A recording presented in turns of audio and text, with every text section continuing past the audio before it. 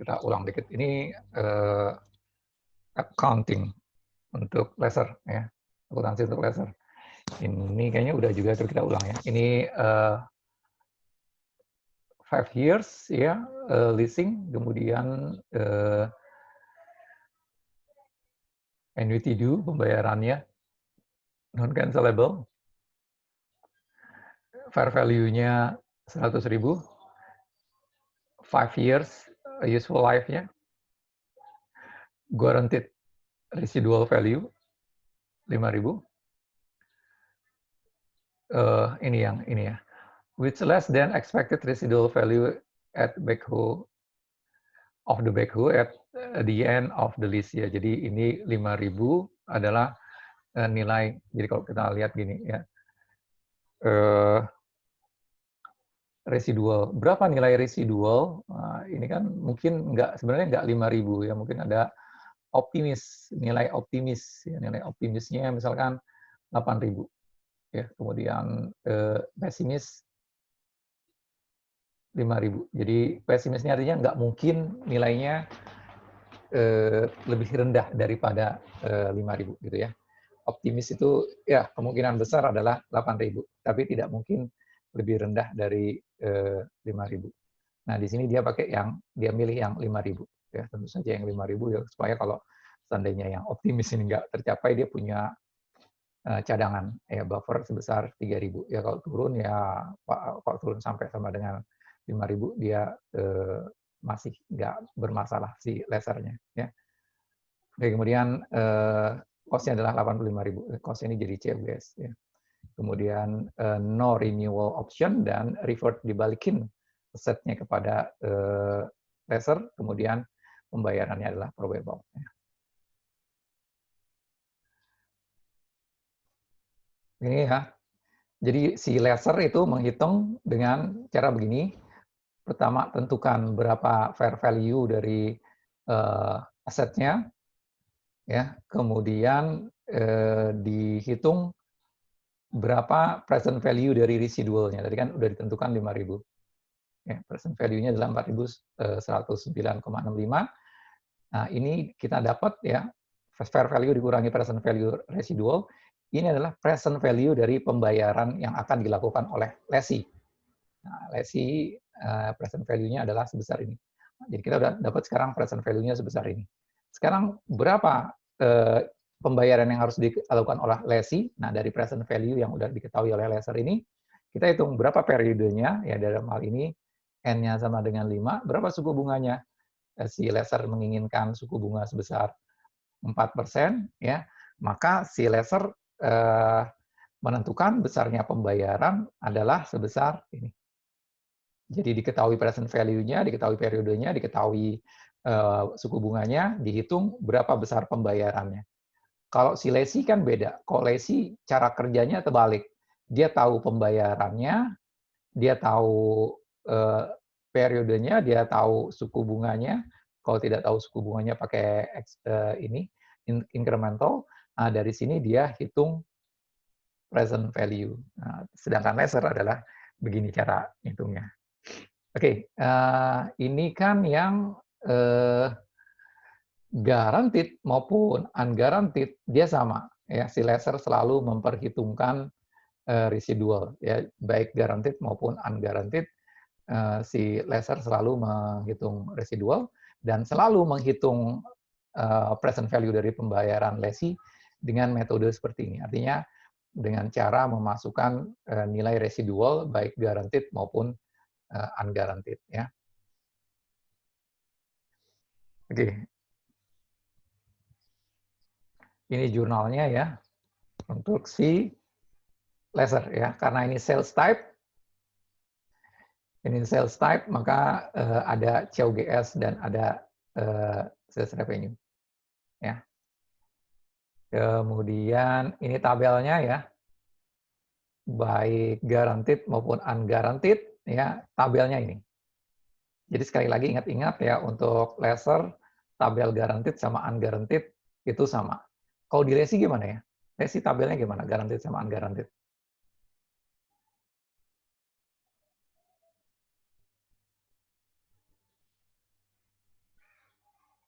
Gimana kalau Lesi? Tabelnya sama nggak?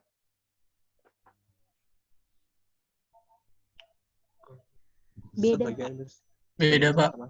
Beda dikit. Beda. Kalau Nanti Kalau kan unguaranteed ini gimana? tuh di 1 Januari 2024 itu nggak ada. 1 Januari 2000, nggak ada ya. Ya, jadi dia nggak memasukkan residual. Ya, kalau guaranteed gimana? Nanti ada tuh pembayaran yang ada liability jurnal minus cash. Tergantung kondisi akhirnya. Betul sekali ya. Masih bergantung kepada prediksi nilai residual. residual. Residual value. Ya, kalau residualnya diperkirakan 5.000, maka nggak Maka dimasukkan. ada jurnalnya. Nah, tidak diperhitungkan residualnya. Nol. Tapi kalau residualnya di bawah 5.000, misalkan residualnya 3.000, maka dia menghitung present value. Pada cash 2.000. Present Iya, value. 2000. Iya, ya, ingat-ingat itu. Jadi di sisi kalau di lesi beda ya. Oke, kalau di laser tabelnya sama. Ya, baik guaranteed maupun unguaranteed, dia tabelnya sama ya. Yang bedanya di mana? Bedanya adalah saya langsung tunjukkan ini aja ya.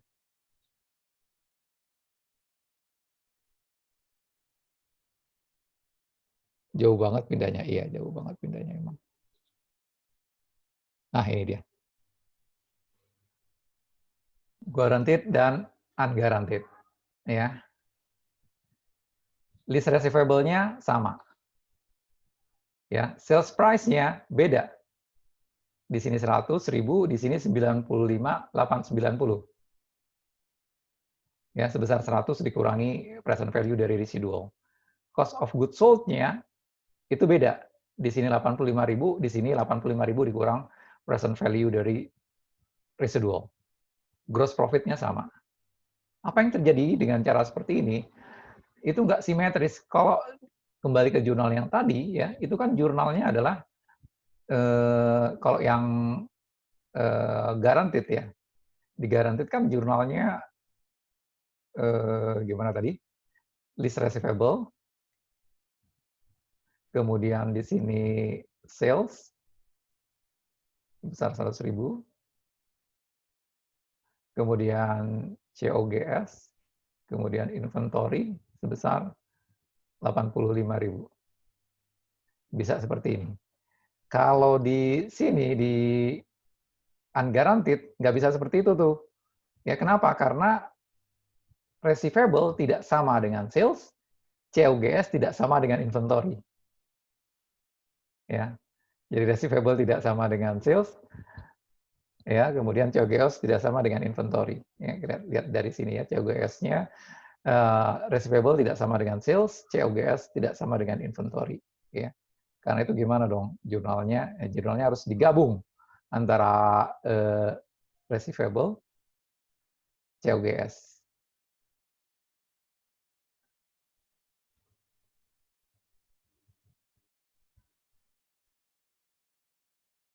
Ya, saya kembalikan dulu data awalnya ya, ini 200.000,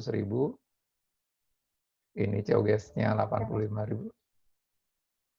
Ini sudah variable-nya, salah ya.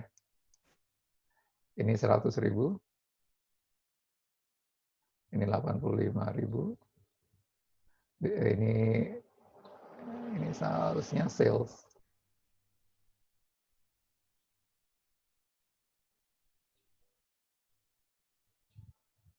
Rp100.000, ini 85.000. Nah, sekarang semua ada dua yang dikurangi. Yang dikurangi yang mana? Yang COGS-nya dikurang 4.109, 4.109, dan yang sales dikurang 4.109. Nah, gitu. Jadi yang dikurangi itu adalah yang ini ya, yang COGS dengan sales-nya. Gini, ini. Makanya nggak simetris ya, nggak simetris. Artinya list receivable-nya nggak sama dengan sales dan COGS-nya nggak sama dengan inventory, nggak standar dengan jurnal penjualan biasa ya. Tapi ini yang ada perbedaan ya, COGS dengan sales-nya itu nilainya berbeda ya. Tapi efeknya apa dari jurnal seperti ini adalah efeknya adalah guaranteed maupun unguaranteed tabelnya sama. Kenapa tabelnya sama? Ya, karena kan tidak ada perubahan di list receivable-nya. List receivable-nya sama, sehingga tabelnya yang dipergunakan juga sama. Ya, kita lihat, ini jurnalnya ya.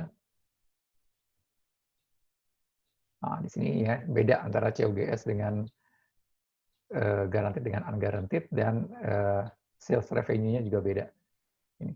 Jurnal yang lainnya sama, kecuali di bagian akhir nanti ya. Bagian akhir ini. Kalau di guaranteed ya, terjadi penurunan nilai, maka si lessee membayar 2.000. Tapi kalau di unguaranteed ya, terjadi penurunan nilai residual ya sebesar 2.000, itu dianggap sebagai loss ya. Tapi yang lainnya sama ya ini ya. Cash receivable, cash receivable ya ini sama semua. Baik guaranteed maupun unguaranteed. Bedanya hanya di awal dan mungkin di akhir ya, di awal atau di akhir. Nah, kalau di akhir ini kalau seandainya nggak ada penurunan nilai, residualnya sama dengan 5.000 tentu sama aja. Ya, kalau nggak ada penurunan nilai, jurnalnya sama saja. Di sini inventory, kemudian list receivable 5.000. Ini juga inventory ya, di kredit list receivable sebesar 5.000 gitu ya. Sampai sini ada pertanyaan?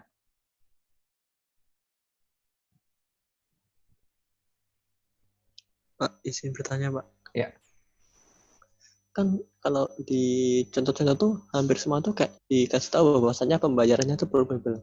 Nah, nanti efeknya kalau dia nggak probable tuh gimana sih, Pak? Kalau misalnya ada kondisi sebaliknya.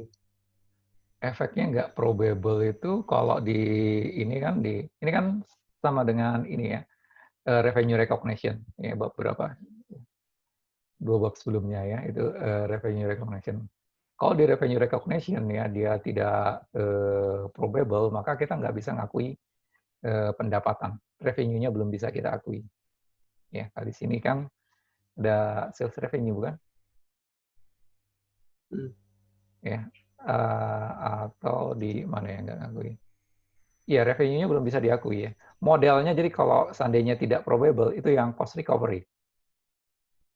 Di long term construction ya, cost recovery. Jadi dia belum diakui dulu gross profit sampai semua pembayaran ya cost-nya tertutupi.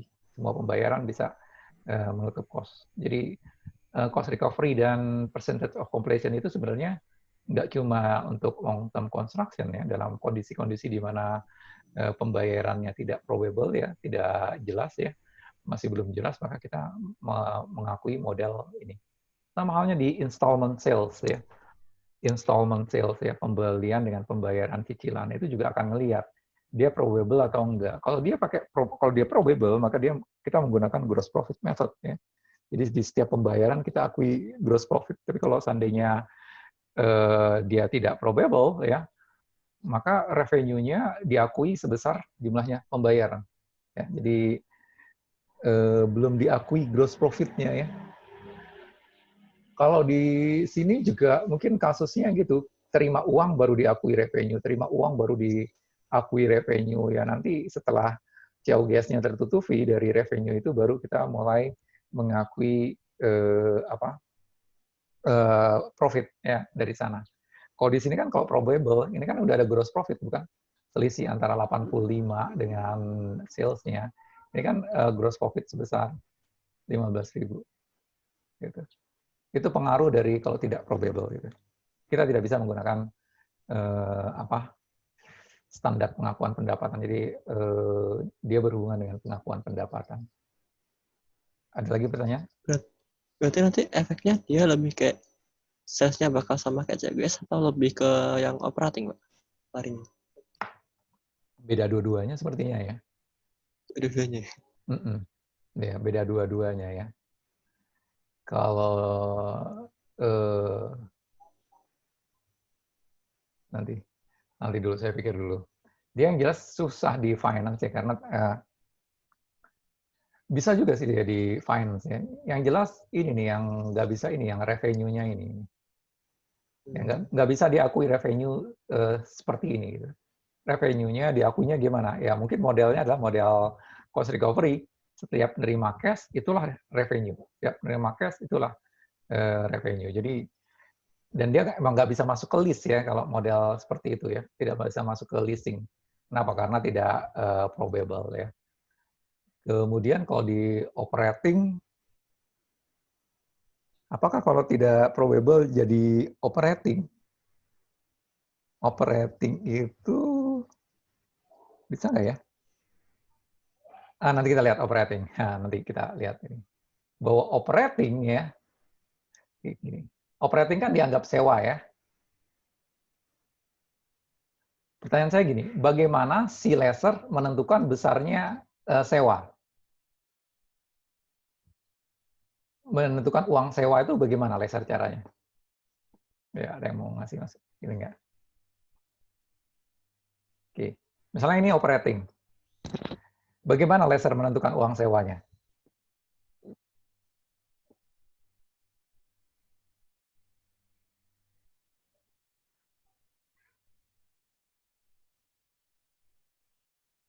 Uang sewa dari operating, gimana? Sama saja. Ya, cara menentukan uang sewa untuk operating list sama saja. Jadi si lessor akan tetap menghitung ini. Ya, berapa fair value, berapa ini. Kenapa? Karena kontrak di list ya, itu beda dengan sewa biasa, beda di mana? Beda dengan kalau kalian kos. Ya. Bedanya di mana? Kalau kalian kos itu ya, itu sewa biasa. Kenapa? Karena kontraknya per tahun, bukan? Kalau di list ya, bahkan kalau di operating list, itu tetap ada kontraknya, misalkan list term-nya sebanyak 7 tahun. Itu akan disebutkan 7 tahun. Jadi kontraknya udah kontrak jangka panjang. List itu kontrak, umumnya adalah kontrak jangka panjang. Ya, kalau di bawah 1 tahun dia diperlakukan sewa biasa. Jadi beda dengan sewa biasa. Sewa biasa kan biasanya setahun diperpanjang, setahun diperpanjang, setahun diperpanjang. Kalau list enggak. Di list itu biasanya di dalam kontrak sudah ditentukan list term-nya berapa tahun. Ya. Jadi sebenarnya kan mau operating, mau financing ya, mau operating atau finance, itu kontraknya sama. Jadi kontrak yang sama itu bisa diperlakukan sebagai operating, bisa juga diperlakukan sebagai finance list. Ya, tergantung dari karakteristik. Jadi kalau kita lihat isi dari kontrak antara lessee dengan lessor, baik di operating maupun di financing, itu kontraknya tidak jauh beda. Nah, kalau kontraknya tidak jauh beda, maka bagaimana si lessor menentukan nilai sewa pada operating list? Sama saja dengan seperti ini. Ya, jadi sekali lagi, bagaimana si lessor menentukan nilai sewa pada operating? Metodenya sama persis dengan ini. Kenapa kok sama? Iya, karena kontraknya itu sama. Kontrak leasing operating dengan ini itu mirip sekali, ya. Hanya saja kalau di akuntansi kan ada 5 kriteria yang tidak terpenuhi di operating itu sehingga dia diperlakukan sebagai operating. Tapi jangka waktu sama, ada persentasenya, ada pembayarannya, ada. Sehingga lessor menghitungnya juga dengan teknik seperti ini. Kalau menghitung seperti ini, itu artinya apa? Pembayarannya juga harus probable, bukan? Gitu. Jadi kalau metode seperti ini, pembayarannya juga harus probable. Makanya kalau dia tidak probable, mungkin dia tidak akan mengikuti pola ya. Tapi nanti dulu ya, bisa juga sih ya. Apakah jadi mirip dengan dengan operating? Iya, mungkin jadi kalau dia tidak probable, dia akan mirip dengan operating ya. Pembayarannya artinya si lessernya akan mencatat sebagai gini ya, cash kemudian revenue, mencatatnya seperti ini setiap si lesinya membayar. Yang jadi pertanyaan adalah apakah ini leasing? Kalau menurut saya bukan leasing. Sewa biasa. Tapi dia bukan leasing. Kenapa? Karena persyaratan leasingnya tidak terpenuhi. gitu. Artinya maksudnya yang membayar dengan tipe ini, cash kemudian pendapatan sewa, itu bukan cuma leasing. Gitu. Leasing itu untuk diklasifikasikan sebagai leasing, itu harus memenuhi persyaratan leasing. Kalau pendapatannya probable, salah satunya, maka dia tidak bisa diperlakukan sebagai leasing. Walaupun pembayarannya mirip dengan operating lease. Karena tidak semua yang model pembayaran seperti ini, itu adalah operating lease. Sewa biasa juga pakai ini. Itu jawaban saya. Ada lagi pertanyaan?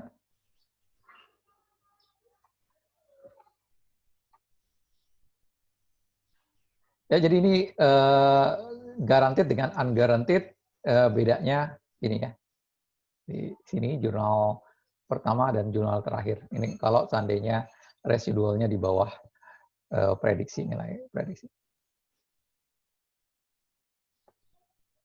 Ada pertanyaan yang ini?